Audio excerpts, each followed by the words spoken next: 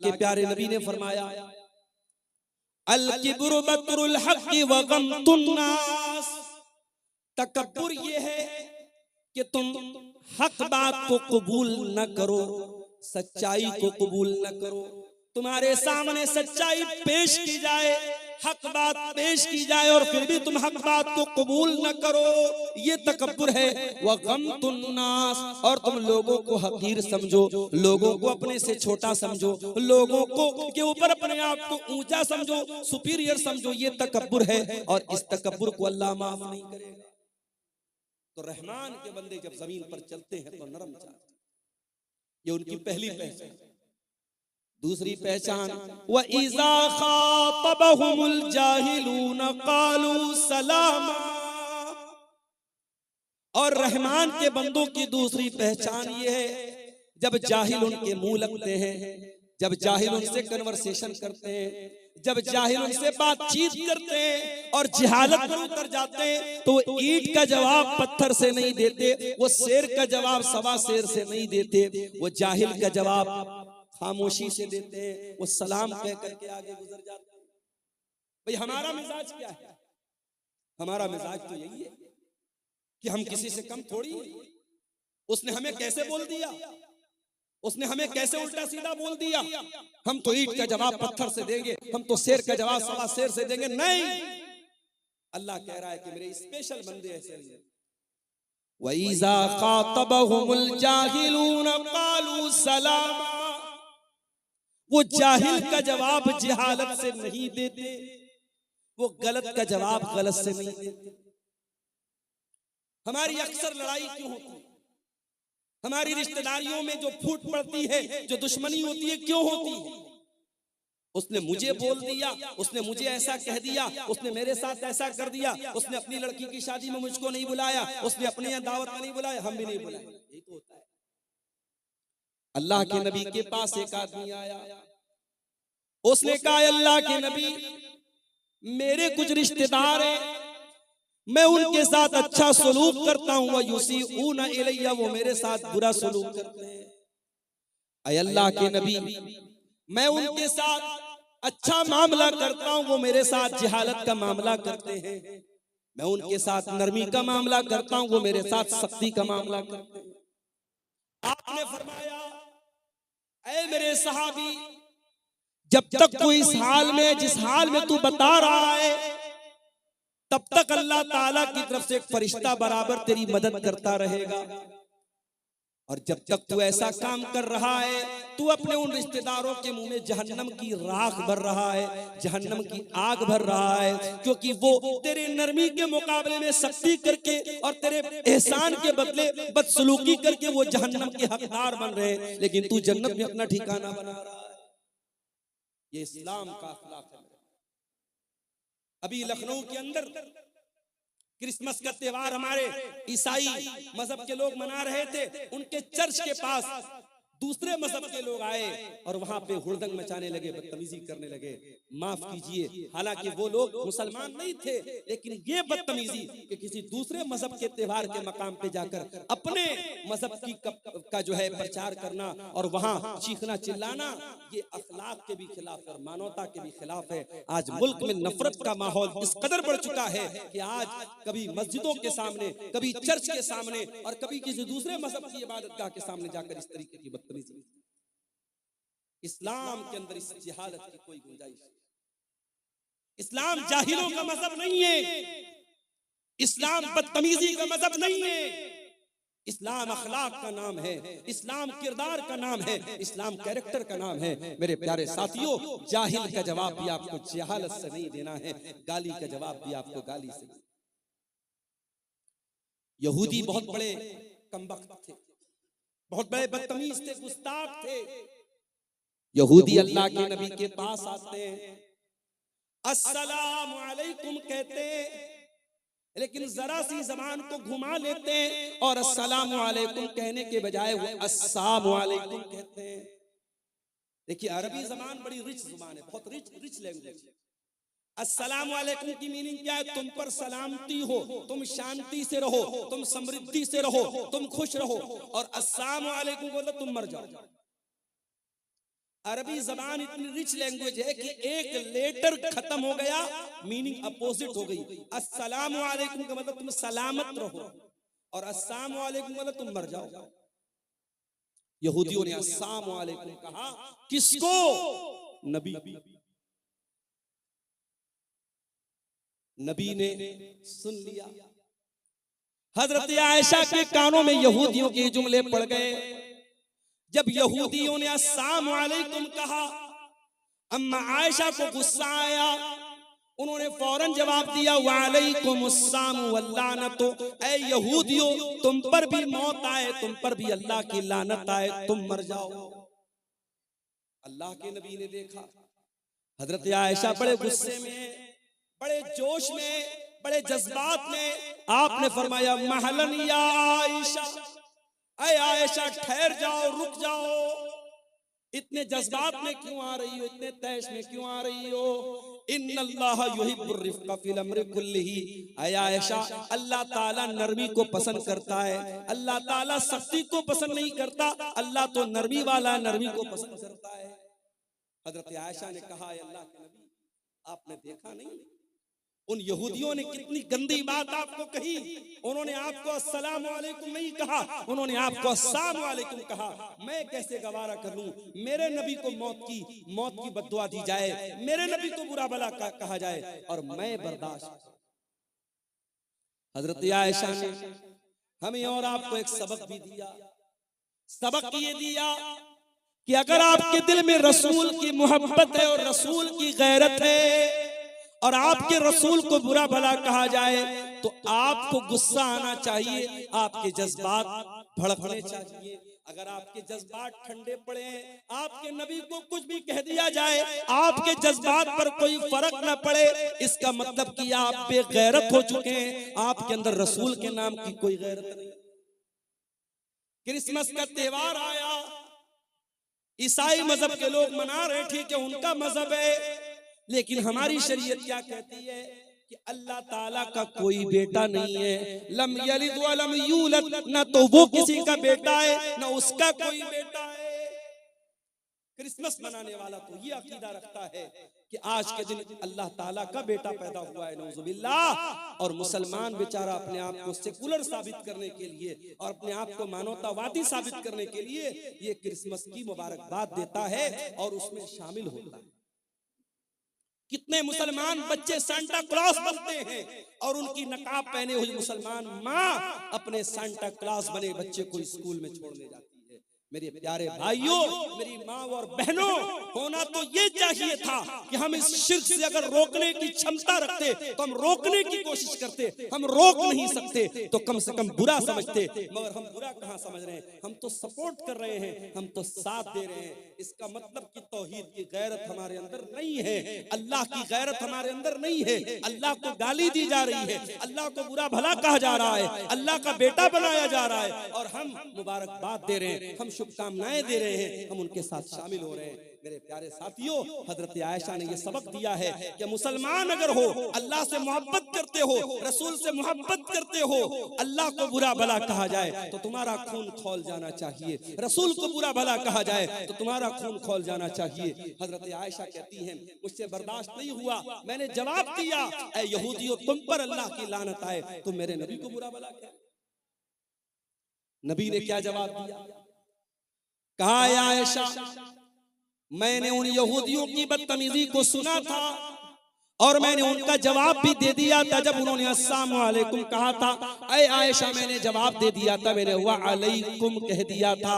उन्होंने कहा था अस्सलामु अलैकुम, ऐ मोहम्मद सल्लल्लाहु अलैहि वसल्लम आपके ऊपर मौत आ जाए, आप खत्म हो जाएं, आप हलाक हो जाएं। ऐ आयशा मैंने जवाब दे दिया था व अलैकुम, तुम पर भी हलाकत आ जाए, तुम भी मर जाओ, तुम भी खत्म हो जाओ। ये मेरे नबी का अंदाज। गाली का जवाब आपने गाली से नहीं। मेरे भाइयों, ये अखलाक आज अपने देश में, अपने इलाके में, अपने स्टेट में, अपने गांव में, अपने खानदान में, अपने परिवार में ये अखलाक पैदा करो। अपने बच्चों को ये अखलाक सिखाओ। रहमान के बंदों का ये अखलाक होता है, वइज़ा खातबहुमुल जाहिलून क़ालू सलामा, कि वो जाहिल का जवाब जहालत से नहीं देते। अच्छा, उनका दिन ऐसा गुजरता है, उनकी रात कैसी गुजरती है। वल्लज़ीन यबीतून लिरब्बिहिम सुज्जदन व क़ियामा, जब दुनिया रात में आराम कर रही होती है, गुलछर्रे उड़ा रही होती है, अय्याशी कर रही होती है, रहमान के स्पेशल बंदे रात को तहज्जुद पढ़ते हैं, क़ियामुल लैल करते हैं, रात रात भर सजदा करते हैं, रात रात भर क़ियाम करते हैं, रातों को तहज्जुद की नमाज पढ़ते हैं। आज कितने मुसलमान हैं जो तहज्जुद की नमाज, अरे तहज्जुद छोड़ दो, संभल की बात करने वाले, बनारस की बात करने वाले और उन मस्जिदों की बात करने वाले जिन मस्जिदों पर दुश्मनों की निगाहें हैं, अपने गांव की मस्जिदों को पहले आबाद करो। तुम्हारे गांव की मस्जिद में फजर की नमाज में कितने लोग रहते हैं? मुअज्जिन अज़ान की आवाज दे रहा है, अस्सलातु खैरुम मिनन नौम, नमाज नींद से बेहतर है, और मोहल्ले में गांव में सैकड़ों लोग रहते हैं, दो चार बूढ़ों के अलावा, दो चार बुजुर्गों के अलावा जो डंडा लेके मस्जिद में पहुंचते हैं, कोई फजर की नमाज में आने को तैयार नहीं है। गोया हम ये साबित कर रहे हैं कि ऐ मुअज्जिन, तू कहता है नमाज नींद से बेहतर है, लेकिन मेरे नजदीक नींद बेहतर है, मैं नींद को छोड़ करके नमाज पढ़ने को तैयार नहीं। आज का मुसलमान 5 टाइम की नमाज पढ़ने को तैयार नहीं, और वो बेचारा बैठ करके तबसरा कर रहा है, हमारी मस्जिदें निशाने पर हैं, हमारी मस्जिदों पर दुश्मनों की गलत नजर है। अरे दुश्मन की गलत नजर बाद में है, पहले तूने अपनी मस्जिदों को वीरान। दिल्ली की जामा मस्जिद में अभी मेरे पास वीडियो आया, वहां इंस्टाग्राम की रील बन रही है, लड़का लड़की प्यार मोहब्बत की रील बना रहे। कहा अल्लाह के घर में, जामा मस्जिद में। मैंने वीडियो देखा, मेरा खून खौल गया कि जामा मस्जिद के एडमिनिस्ट्रेशन और वहां की इंतजामिया क्या कर रही है। इस तरीके के बेहुदा वीडियोस जामा मस्जिद के अंदर बनाए जा रहे हैं। प्यार मोहब्बत की बातें, एक लड़का लड़की वो वीडियो के अंदर फिल्मा रहे, और वो वीडियो जामा मस्जिद दिल्ली के अंदर बन रही है। मेरे प्यारे साथियों, दिल्ली के अंदर 5 मस्जिदें तो ऐसी हैं, पुरानी मस्जिदें जो पिकनिक स्पॉट बन चुकी हैं, और वहां आशिक और माशूक मिलने जाते हैं। वो लवर्स पॉइंट बन गया है, वो आशिकों के मिलने का अड्डा बन गया है। ये मुसलमान का हाल है, और वो बेचारा कह रहा है कि साहब हमारी मस्जिदों पर दुश्मनों की गलत नजर। अल्लाह कह रहा है मेरे स्पेशल बंदे 5 टाइम की नमाज के तो पाबंद होते ही होते हैं। वल्लज़ीन यबीतून लिरब्बिहिम सुज्जदन व क़ियामा, वो रात रात भर सजदे में रहते हैं, वो रात रात भर क़ियाम में रहते हैं, वो अल्लाह की बारगाह में रोते रहते हैं, वो अल्लाह की बारगाह में तहज्जुद पढ़ते हैं, क़ियामुल लैल करते हैं। कल जुमा का दिन है, फजर की नमाज में आप मस्जिद में जाएंगे, अगर इमाम साहब को मसला मालूम है, सुन्नत का तरीका मालूम है, इमाम साहब पहली रकात में सूरह सजदा पढ़ाएंगे, दूसरी रकात में सूरह दहर पढ़ाएंगे। सूरह सजदा की तिलावत जब आप सुनेंगे, सूरह सजदा में ये आयत भी इमाम साहब तिलावत करेंगे, ततजाफा जुनूबुहुम अनिल मज़ाजी यदऊन रब्बहुम खौफन व तमा। मेरे नेक बंदे वो हैं जो अपने बिस्तर से अलग रहते हैं, रातों में लोग सोए रहते हैं। मेरे नेक बंदे अपने बिस्तर से अलग होकर अल्लाह की बारगाह में रुकू कर रहे होते हैं, अल्लाह की बारगाह में सजदा कर रहे होते हैं। मेरे नेक बंदे तहज्जुद पढ़ते हैं, मेरे नेक बंदे क़ियामुल लैल करते हैं। और एक बात आपको बोलता हूं, कभी कोई मसला फंस जाए, कभी जिंदगी में कोई प्रॉब्लम आ जाए, कभी कोई समस्या आ जाए, नुस्खा बताता हूं, नोट कर लो। 5 टाइम की नमाज की पाबंदी करो, और तहज्जुद की नमाज के लिए मोबाइल पर अलार्म सेट करो।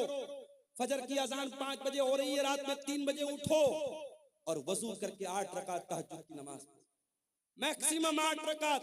अगर 8 रकात पढ़ने की ताकत नहीं तो 6 भी पढ़ सकते हो, 6 की ताकत नहीं तो 4 भी पढ़ सकते हो, 4 की ताकत नहीं तो 2 भी पढ़ सकते हो। मिनिमम 2 रकात, मैक्सिमम 8 रकात तहज्जुद की नमाज पढ़ो, और उसके बाद अल्लाह के सामने अपनी झोली फैला दो।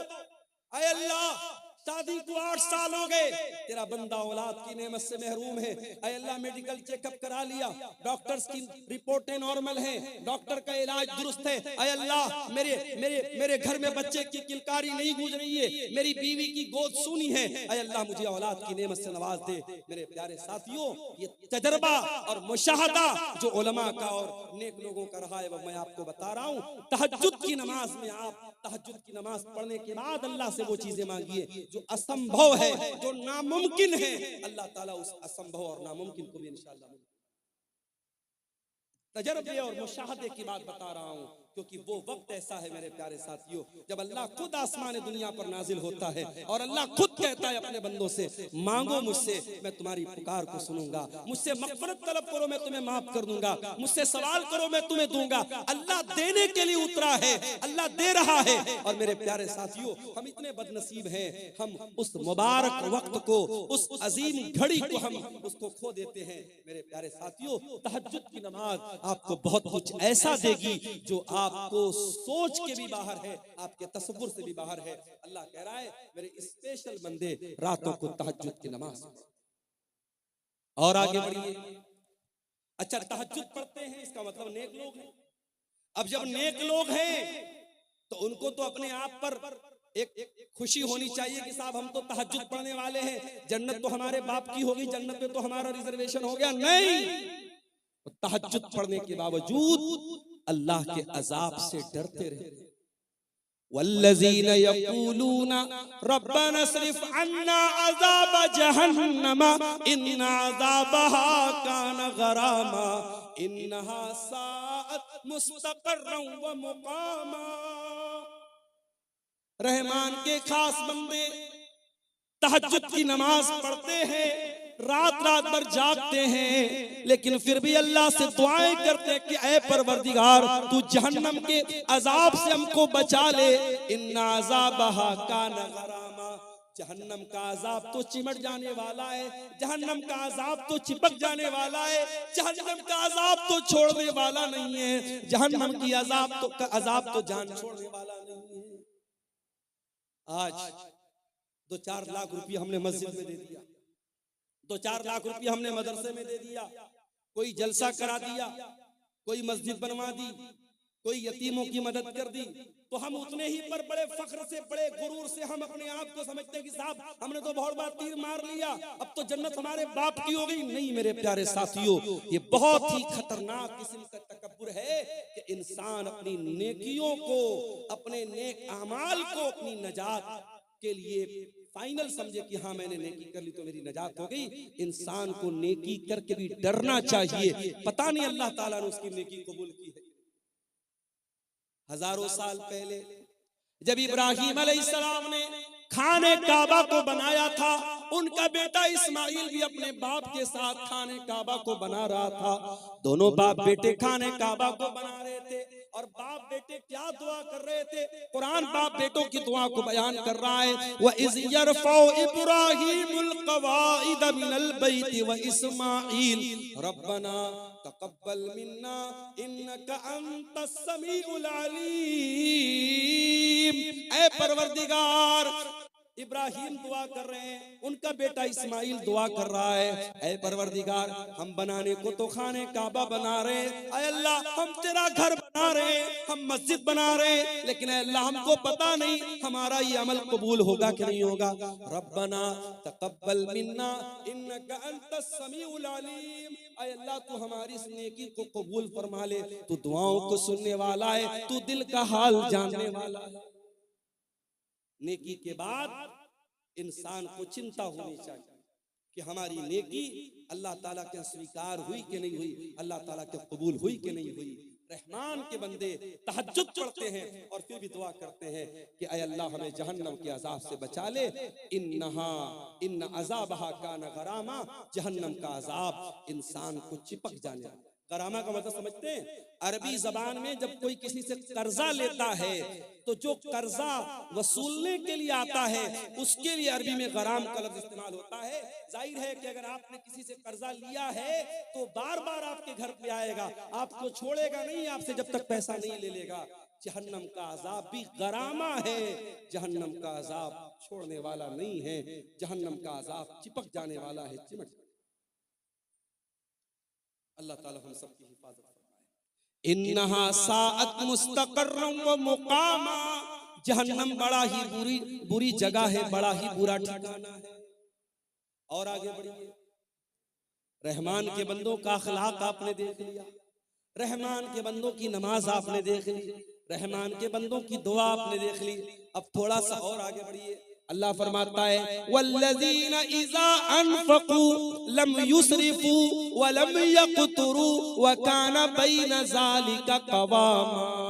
रहमान के बंदे जब खर्च करते हैं तो ना तो फजूल खर्ची करते हैं, ना बखीली करते हैं, वो बीच का रास्ता अपनाते हैं। वो ना तो कंजूस होते हैं, ना बखील होते हैं, और ना ही दौलत होने के बावजूद ना तो दौलत होने के बावजूद कंजूस होते हैं, ना दौलत का मिसयूज करते हैं, गलत इस्तेमाल, ना फजूल खर्ची करते हैं, ना कंजूस। हमारे समाज में दोनों तरीके के लोग, बाज लोग इतने बड़े कंजूस हैं, बहुत पैसा है, लेकिन ढंग का कपड़ा भी नहीं पहनते। बीवी बेचारी तरसती रहती है कि अरे मुझे फला कपड़ा दिला दो, फला साड़ी दिला दो, फला सूट दिला दो, इसके बाद बहुत पैसा है, मगर नीयत इतनी खराब है, बीवी बेचारी वो रोती रहती है और ये बीवी का भी हक अदा नहीं।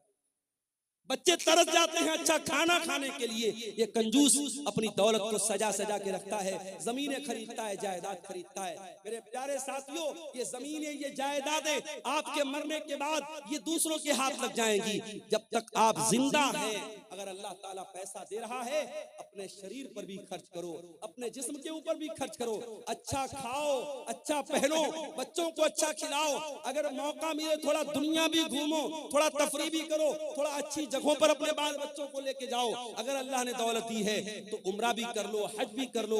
मेरे प्यारे साथियों, ये जिंदगी कितने दिन साथ देगी हम नहीं जानते। हम नहीं जानते हैं कब कौन सी बीमारी आ जाए, हार्ट अटैक आ जाए, और कब इंसान मर जाए, हम नहीं जानते। मेरे प्यारे साथियों, अभी 4-5 दिन पहले बनारस में मैं बाइक पर जा रहा था। बनारस में वो टैक्सी चलती है, बाइक वाली टैक्सी, उस पर मैं जा रहा था। एक गैर मुस्लिम नौजवान था, बाइक चला रहा था। मेरी आदत है बाइक पर बैठता हूँ जब इस तरीके की बाइक पर, तो पूछता हूँ जो चलाने वाला होता है कि भाई क्या नाम है, कहाँ के रहने वाले हो। तो उसने बताया बनारस के करीब का वो रहने वाला था। वो उसके खुशिये में, उसके पेशाब के मकाम पे जो खुशियतैन होते हैं, जो टेस्टिकल्स होते हैं, उसमें उसको कैंसर हो गया। सोचिए 20-25 बरस का नौजवान, टेस्टिकल्स में कैंसर हो गया है, और वो बेचारा इलाज कराने के लिए बनारस आया था, और अपने माँ बाप का अकेला बेटा था, घर में कोई कमाने वाला नहीं था। वो बेचारा कैंसर के मर्ज से जो दो चार था, और वो बनारस में बाइक चला करके अपना इलाज का खर्चा निकालने की कोशिश कर रहा है। इसकी हालत देख करके मेरे भाई मुझे बड़ा तरस आया, और मैं सोचने लगा कि सोचो ये इंसान जो इस कदर खतरनाक बीमारी में मुब्तला है, ये भी बेचारा बाइक चला रहा है सिर्फ इसलिए ताकि 4 पैसे आ जाएं और मेरे इलाज की में आसानी हो जाए। दुनिया में मेरे प्यारे साथियों, इस तरीके के बहुत सारे लोग भरे पड़े हैं। कौन सी बीमारी, कौन सा एक्सीडेंट, कौन सा हादसा आ जाए और जिंदगी खत्म कर दे, हम नहीं जानते। जब तक जिंदगी है, तंदुरुस्ती है, उसका सही इस्तेमाल करो। दौलत है, उसका सही इस्तेमाल करो। कंजूस भी मत बनो, बखील भी मत बनो। बीवी का हक अदा करो, बच्चों का हक अदा करो। अच्छा खाओ, अच्छा पहनो, अच्छे मकान में रहो, अल्लाह की नेमतों का फायदा उठाओ। और इसका ये मतलब भी नहीं है कि आपकी इस्तिताअत 10,000 का मोबाइल लेने की है, लेकिन आप लोन पर और EMI पर आप लाख रुपए का आईफोन ले रहे। ताकत 10,000 का मोबाइल लेने की है, मगर लोन पर और EMI पर आप क्या ले रहे हैं? 1 लाख रुपए का आईफोन ले रहे हैं। ये मेरे प्यारे साथियों, जितनी बड़ी चादर हो, इंसान को पैर उतना ही फैलाना चाहिए। न फजूल खर्ची करना इस्लाम में सही है, न बखीली करना इस्लाम में सही है। आज जलसा होता है, सोशल मीडिया पर जलसों के बारे में कितनी बातें होती हैं। खासतौर से सीमांचल के जलसों के बारे में लोग बोलते हैं बड़ी फजूल खर्ची होती है। कभी कोई इस पर क्यों नहीं चर्चा करता? ठीक है, जलसों में जो खराबियां हैं उसको हमें दूर करना चाहिए, इस पर भी तो चर्चा होनी चाहिए कि सीमांचल नहीं पूरे इंडिया में मुसलमान शादियों में कितना पैसा पानी की तरह बहाते हैं। उत्तर प्रदेश की 2 शादियां अभी हाल ही में करंट में मेरे सामने आई। सिद्धार्थ नगर में शादी हुई, मुसलमान लड़का बारातियों पर पैसा लुटा रहा है और 20 लाख रुपया उसने बारातियों पर नोटों की गड्डियां उसने उड़ा दी, 20 लाख रुपया उसने पानी की तरह बहा दिया। मेरठ में एक शादी हुई और दूल्हे को ससुराल से 2.5 करोड़ रुपए मिलते हैं और दूल्हा अपनी साली को घड़ी पहनाने का जो तोहफा देता है, जिसको घड़ी की पहनाई बोलते हैं, वो तकरीबन 11 लाख रुपए देता है। मौलवी साहब को निकाह पढ़ाने का 11 लाख रुपया दिया जाता है।